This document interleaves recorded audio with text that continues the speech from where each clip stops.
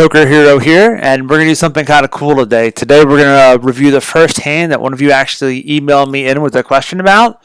So I went back and forth with this guy a couple times to get all the pertinent details out. So if you ever want to submit a hand, you're welcome to send them in. We'll use some here for the channel, or I just might respond with some advice. You're welcome to send them to pokerheroonline@gmail.com. I have a link below to it's a program called Cards Chat. It's just I'm not associated with them. It's just a cool poker website. They have a hand replayer, and the cool thing about this is you can just copy and paste the hand history from Poker Tracker 4 in there, and it will animate it for you. So it doesn't include HUD stats. So if you have relevant HUD stats to either yourself or the villain, do include those. Include those because that'll help us make some more exploitative decisions based upon how our opponent is playing.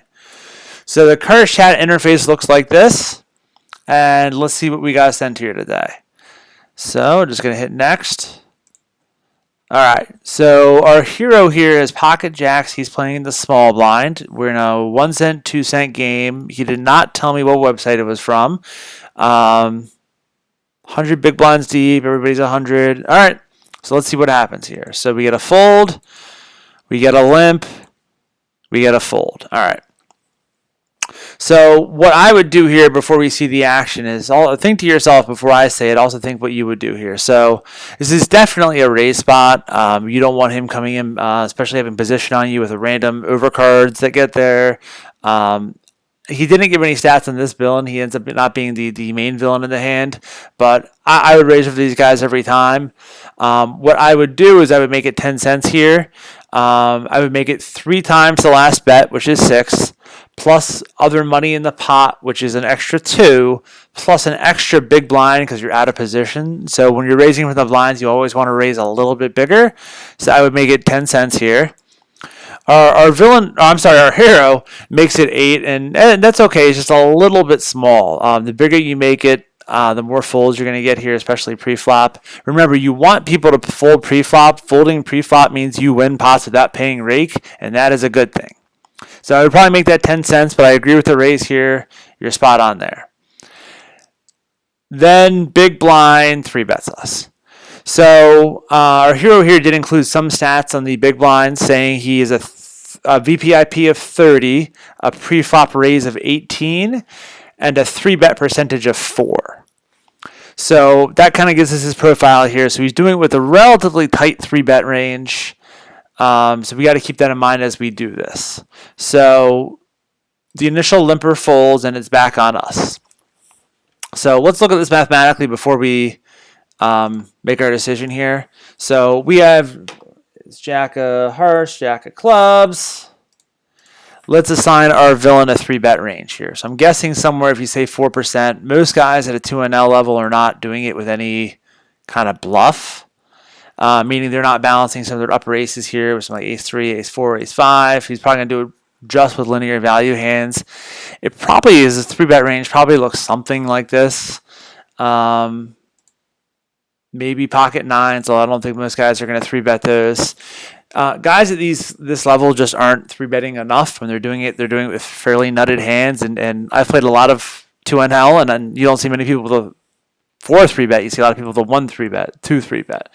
So let's assume this is his range, and when we calculate this, this is our best guess.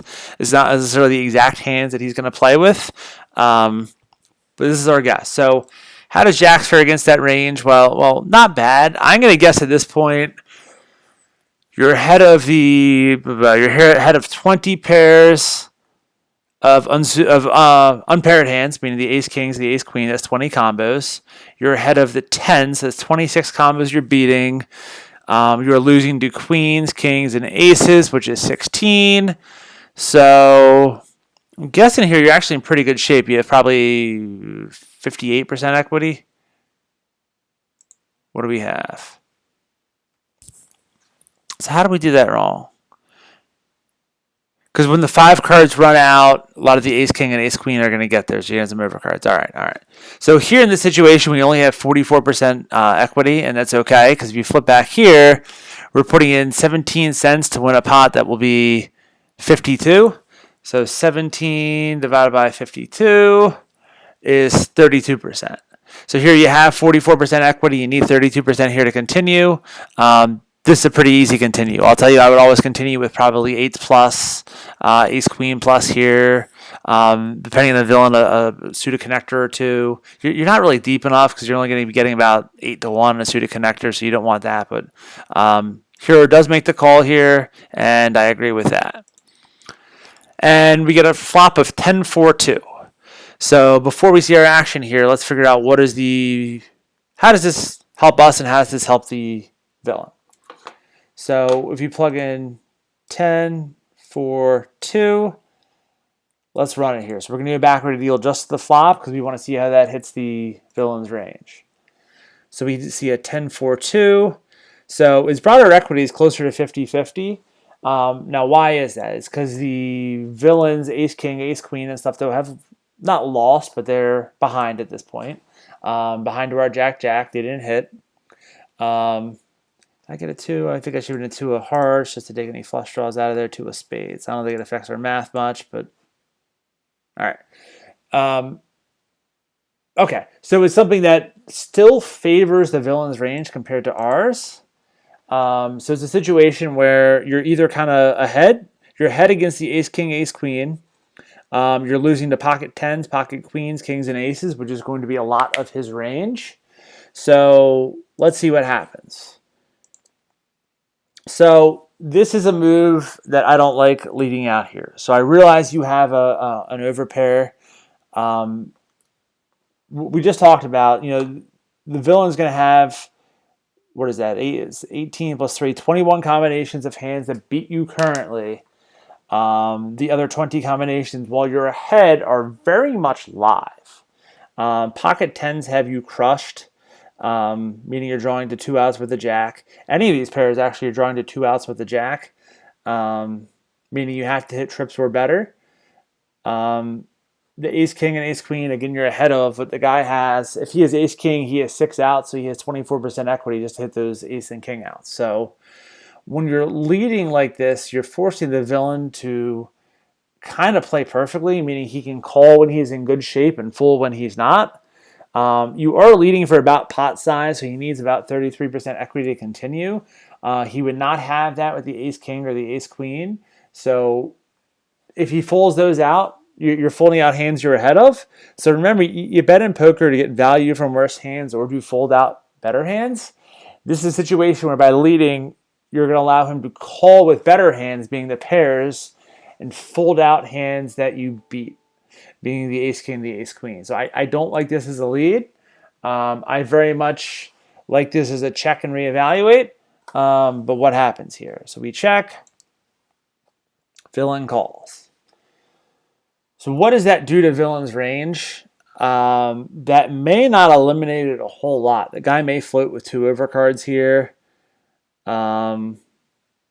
He may not to a donk lead. He's certainly going to float with all the pairs. I mean, if he's doing it with just the pairs, we're in terrible shape. He has to have 80% equity. Yeah, almost 100% equity.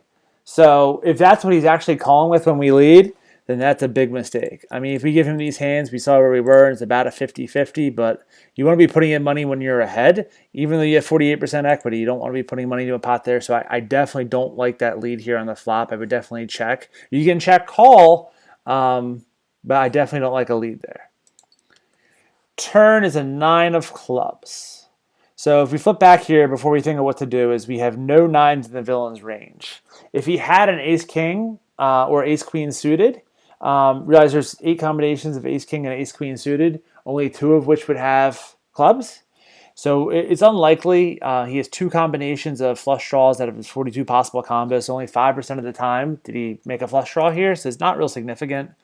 If he happened to have a queen jack, he turned it open-ended straight draw, but I don't even think we gave him that in his range. So we do check here, which is good. And villain jams for about 80% of pot. So the one challenge you got to realize is once you get to the turn like this, though, you have less than a 1 SPR pot left. Meaning at any point in time, though, he can jam, and you're going to. You don't have to call based on pot odds, but right here, let's do the math. So we have to put in 125. to win his 125 plus the 152 that's in the pot. 125 by 4.02. So we need 31% equity to call. Let's figure out what we actually have based on here. What hands do we think he does that with? I'm going to say he doesn't do it with ace-king, a naked ace-king that doesn't have a draw. I'll give him ace-king and ace-queen of clubs only. Whoop, did that wrong. All right. So against all these pairs, we have nearly zero equity, meaning you're drawing to 2 outs, which would give you about 4% equity against those pairs. Against the ace-king and the ace-queen, you have about 70% equity, meaning he has 9. No, you have about 80% equity, meaning he has 9 outs. 9 times 2, he has about 18% equity on those pairs. So 24 combos total. 2 combos, you're a big favorite. You have 70% equity. 21 combos, you have about 0% equity, and 1 combo being the pocket jacks is a push. I'm guessing at this point against that range, I don't know, you have 15% equity, I'll say. Oh, I got to put the turn card in. Got to put the turn card in. Turn card was a 9 of clubs. Calculated to the end, we'll deal the river. So here you have 11% equity. So this is what you got to realize, especially in a 2NL game. These guys aren't 3-betting and shoving too wide. They'll shove weird stuff. They'll show weird bluffs and stuff. But a guy with a 4% 3 range, especially, I didn't get how many hands this was over. Certainly if it's over 25 hands and you 3-bet one time, that's not real conclusive. But if it's over 1,000 hands or a reasonable sample size, so the guy's not doing this with a ton of bluffs. He's just doing it with a good value range. And how do you stack up against that value range we just said? Probably not real well. So this here I think is an unfortunate fold, considering how the flop action played out and the fact that there are just not enough hands in his range that we beat that can justify a call. I mean, we're not even close. If we need 31% equity to call, you really want to have like 34%. You always want to have a little spread between the price and the actual math.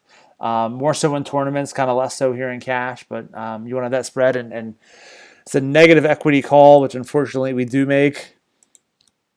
And against pocket kings, and it runs out clean for the villain here. So what would I do here differently? I would raise a little bit bigger pre-flop. I would call. I would check the flop. I would probably check call. Realize when you dunked for full pot, the villain may have only bet 25 cents, so you could have seen that turn card much cheaper. So it's hard to picture if we had checked the flop exactly how this turned out. I do think the villain would have bet 3 streets, and we probably could have checked called down. You probably could have checked called down and saw a showdown without getting your entire stack there, though. So you may still lose, but you could have lost less. And sometimes minimizing losses is important even when you're in a good position here. So Poker Hero is going to check out on this one. If you like this, guys, hit like. Certainly leave a comment. Or if you want to email me, pokerheroonline@gmail.com. Send me some hand submissions. I'd love to go them. All right. Good luck in your games.